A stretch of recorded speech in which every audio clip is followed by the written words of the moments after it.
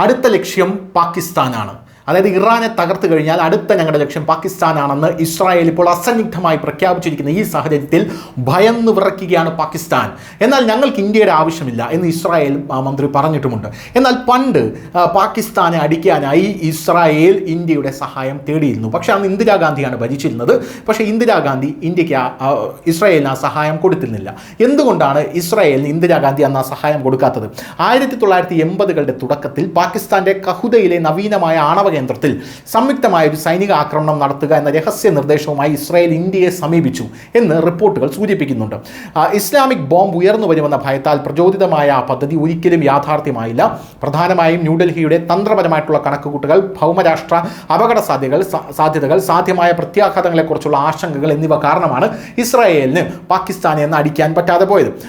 എന്തായാലും times of ഇന്ത്യയുടെ ഒരു റിപ്പോർട്ട് അനുസരിച്ച് Adrian Levy, Catherine Scott Clark എന്നിവരുടെ വഞ്ചന, അതായത് Pakistan, United States global nuclear weapons ഗൂഢാലോചന എന്നിവയുൾപ്പെടെയുള്ള അന്വേഷണ റിപ്പോർട്ടുകൾ പറയുന്നത് ടെൽ അവീവ് തങ്ങളുടെ യുദ്ധവിമാനങ്ങളായിട്ടുള്ള F-16, F-15 എന്നീ ജാംനഗറിലെയും ഉദയ്പൂരിലെയും ഇന്ത്യൻ വ്യോമത്താവളത്തിലേക്ക് വിന്യസിക്കാനായിട്ടുള്ള വാഗ്ദാനം നൽകിയിരുന്നു. ഇത് ഞങ്ങൾ ഇവിടെ വന്ന് വിന്യസിച്ചു കൊള്ളട്ടെ, ഞങ്ങൾക്ക് ആ ഒരു സൗകര്യം മാത്രം ചെയ്തു തരൂ, ഞങ്ങൾ പാകിസ്ഥാനെ അടിച്ചിട്ട് തിരിച്ചു പോകണം, അതായത് നിങ്ങളുടെ വ്യോമത്താവളങ്ങൾ ഞങ്ങളുടെ വിമാനങ്ങൾക്ക് ഡോക്ക് ചെയ്യാനുള്ളൊരു പ്രദേശം അല്ലെങ്കിൽ ലാൻഡ് ചെയ്യാനുള്ളൊരു പ്രദേശമായി ഞങ്ങൾക്ക് മാറ്റണം എന്ന് പറഞ്ഞു. എന്നാൽ 1981 ഇറാഖിലെ ഒസിറാഖ് ആണവ റിയാക്ടറിൽ ഇസ്രായേൽ നടത്തിയ ആക്രമണം ആവർത്തിക്കുക എന്ന ലക്ഷ്യത്തോടെ ഇന്ത്യ ജാഗ്വാർ വിമാനങ്ങളിൽ നിന്ന് ഇന്ധനം നിറയ്ക്കുന്നതിനും പ്രവർത്തന പിന്തുണ നൽകുന്ന പദ്ധതിയിലും ആ സമയത്ത് ഉൾപ്പെട്ടിരുന്നു. പിന്നെ പ്രധാനമന്ത്രി ഇന്ദിരാഗാന്ധി വധിക്കപ്പെടുന്നതിന് ആഴ്ചകൾക്ക് മുമ്പ് ഓപ്പറേഷൻ നിർത്തിവെച്ചതായിട്ടും റിപ്പോർട്ടുകളുണ്ട്. അവരുടെ പിൻഗാമിയായിട്ടുള്ള രാജീവ് ഗാന്ധി പിന്നീട് ഇത് പൂർണ്ണമായും നിർത്തലാക്കുകയായിരുന്നു. സൈനിക ഭരണാധികാരിയായിട്ടുള്ള സിയ ഉൽ ഹക്കിന്റെ കീഴിൽ പ്രത്യേകിച്ച് ആണവശേഷിയിലേക്കുള്ള പാകിസ്ഥാന്റെ ദ്രുതഗതിയിലേക്കുള്ള മുന്നേറ്റത്തിൽ ഇസ്രായേൽ വളരെ കാലമായി ആശങ്കാകുലരായിരുന്നു. 1979 പോലും ഇസ്രായേൽ പ്രധാനമന്ത്രി മെനാഷിം ബെഗിൻ പാകിസ്ഥാനിൽ നിന്ന് ലിബിയയിലേക്ക് ആണവ സാങ്കേതികവിദ്യ കൈമാറ്റം ചെയ്യാനുള്ള സാധ്യതയെക്കുറിച്ച് മുന്നറിയിപ്പ് നൽകി എന്ന് ബ്രിട്ടീഷ് പ്രധാനമന്ത്രി മാർഗരറ്റ് താച്ചറിന് കത്തെഴുതിയിട്ടുണ്ട്.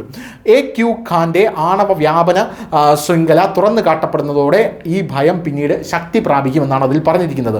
എന്തായാലും ഇസ്രായേൽ ആക്രമണം നടത്താൻ തയ്യാറായിരുന്നുവെങ്കിലും ഇന്ത്യ അന്ന് മടിച്ചു നിൽക്കുകയായിരുന്നു. 1980കളുടെ തുടക്കത്തിൽ പഞ്ചാബിലെ ഭിന്ദ്രൻവാലയുടെ നേതൃത്വത്തിലുള്ള കലാപം, JKLF സ്ഥാപകൻ മക്ബൂൽ ഭട്ടിന്റെ വധശിക്ഷയെ തുടർന്ന് കശ്മീരിൽ വർദ്ധിച്ചു വരുന്ന സംഘർഷങ്ങൾ, സിയാച്ചിൻ ഹിമാനിയെ ചൊല്ലി പാകിസ്ഥാനുമായി സൈനിക ഏറ്റുമുട്ടൽ എന്നിവയുൾപ്പെടെയുള്ള ആഭ്യന്തര അസ്വസ്ഥതകൾ അപ്പോൾ തന്നെ ഇന്ത്യക്ക് ഉണ്ടായിരുന്നു. അതിൻ്റെ കൂട്ടത്തിൽ ഇത്തരത്തിലൊരു അസ്വസ്ഥത കൂടെ എടുത്ത് തോളിൽ വയ്ക്കാൻ ഇന്ത്യ തയ്യാറല്ലായിരുന്നു. കൂടാതെ അഫ്ഗാനിസ്ഥാനിലെ സോവിയറ്റ് വിരുദ്ധ ശ്രമങ്ങളിൽ പങ്കെടുത്താൽ പാകിസ്ഥാൻ റീഗൻ ഭരണകൂടവുമായി ശക്തമായിട്ടുള്ള ബന്ധം അന്ന് പുലർത്തിയിരുന്നു. 1982 വാഷിംഗ്ടൺ ഇസ്ലാമാബാദിന് F-16 വിമാനങ്ങൾ വിതരണം ചെയ്യാൻ തുടങ്ങിയതിനാൽ ഇസ്രായേലുമായി സഹകരിച്ചാൽ US തിരിച്ചടി നേരിടേണ്ടി വരുമെന്നും അന്ന് ഇന്ദിരാഗാന്ധി ഭയപ്പെട്ടിരുന്നു. ചില റിപ്പോർട്ടുകൾ സൂചിപ്പിക്കുന്നത് CIA പാകിസ്ഥാന് സൂചന നൽകിയിരുന്നു എന്നാണ്. ഇത് ഇന്ത്യൻ സൈനിക കേന്ദ്രങ്ങളിൽ ആക്രമണം നടത്തുമെന്ന്, പ്രത്യാക്രമണം നടത്താൻ അവരെ പ്രേരിപ്പിച്ചുവെന്നുമാണ് ഇപ്പോൾ പറയുന്നത്. എന്തായാലും നയതന്ത്രപരമായിട്ടുള്ള അപകട സാധ്യത മാത്രമായിരുന്നില്ല, കഹൂദയ്ക്കെതിരായിട്ടുള്ള ഏതൊരു ആക്രമണവും കൂടുതൽ വിശാലമായ സംഘർഷത്തിന് കാരണമാകുമായിരുന്നു. ഇസ്രായേലിന് വെറുതെ അടിച്ചിട്ട് പോകാൻ സാധിക്കില്ല. പിന്നീട് പാകിസ്ഥാൻ ഇന്ത്യയുമായി യുദ്ധം പ്രഖ്യാപിക്കും എന്നുള്ളത് വേറൊരു കാര്യം. ഇസ്രായേലിനേക്കാൾ പാകിസ്ഥാനുമായി വളരെ അടുത്തായ ഇന്ത്യ പ്രതികാര നടപടിയുടെ ഭാരം ആ സമയത്ത് വഹിക്കേണ്ടി വരുമായിരുന്നു. പാകിസ്ഥാനെ ഇസ്രായേൽ അടിച്ചു കഴിഞ്ഞാൽ, അതായത് ഇന്ത്യയിൽ നിന്ന് അടിച്ചു കഴിഞ്ഞാൽ പാകിസ്ഥാൻ ഇന്ത്യയിലേക്കാണ് അടി തരുന്നത്.